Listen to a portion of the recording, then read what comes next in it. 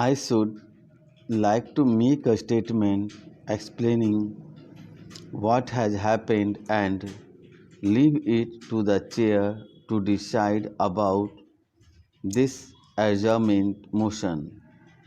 Some weeks ago, government was faced with rather a difficult situation in regard to sugar.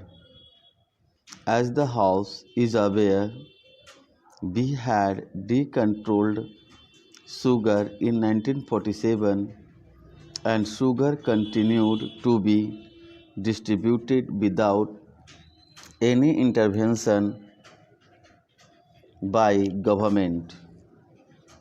It was only with regard to the fixation of prices that there used to be informal consultations and discussions between the central government and the governments of Uttar Pradesh and Bihar and the industry.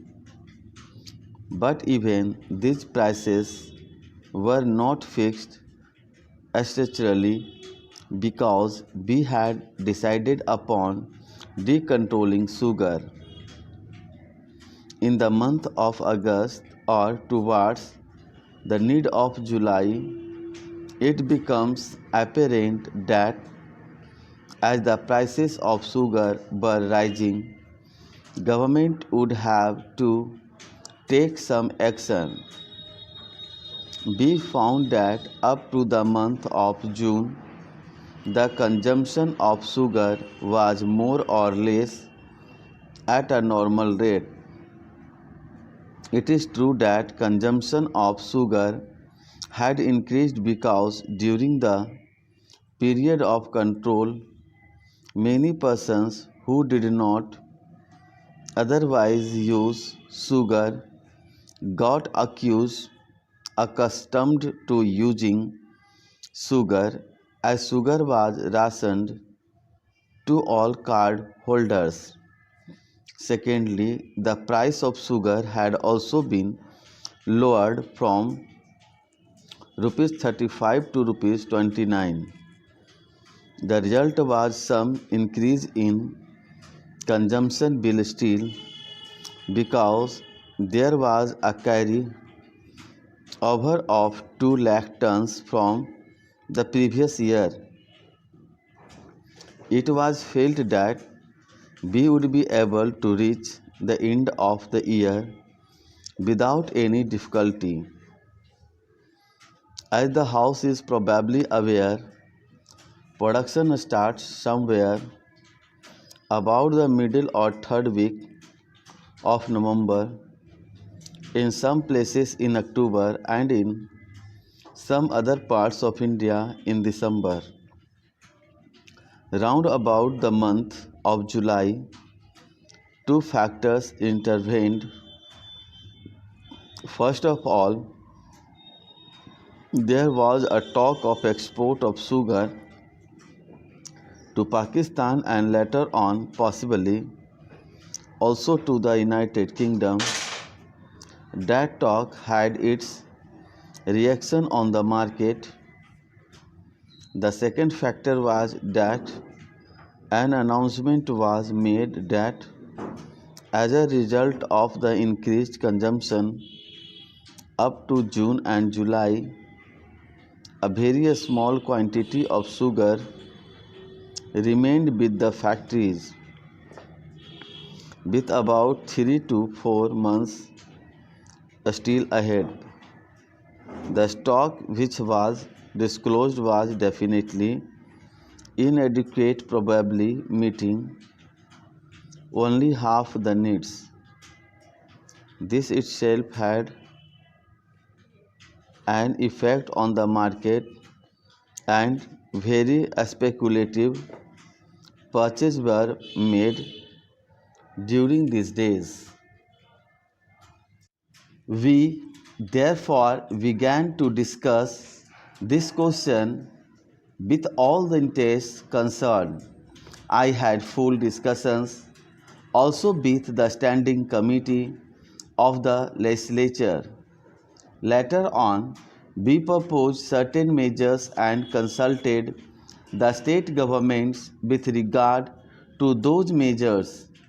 Some of the state governments were against our interfering too much and were definitely against rationing of sugar. On the other hand, one or two state governments wanted that we should ration sugar. Ultimately, we discussed the whole question in the cabinet, first in the economic committee of the cabinet and then in the cabinet, and decided to take certain measures with a view to dealing with the difficult situation. We first of all froze all the stock in the country. The UP government had frozen the stocks in their state about a week before with a view to conserving stocks and preventing their transfer to trade whom we might not be able to effectively to control. B. Sealed the stocks both in UP and Bihar and the rest of India. Having sealed the stocks, we fixed the price for sale of the frozen sugar. We had very limited resources at our disposal. Unlike food grains, sugar was not in our physical possession. It was in the factories.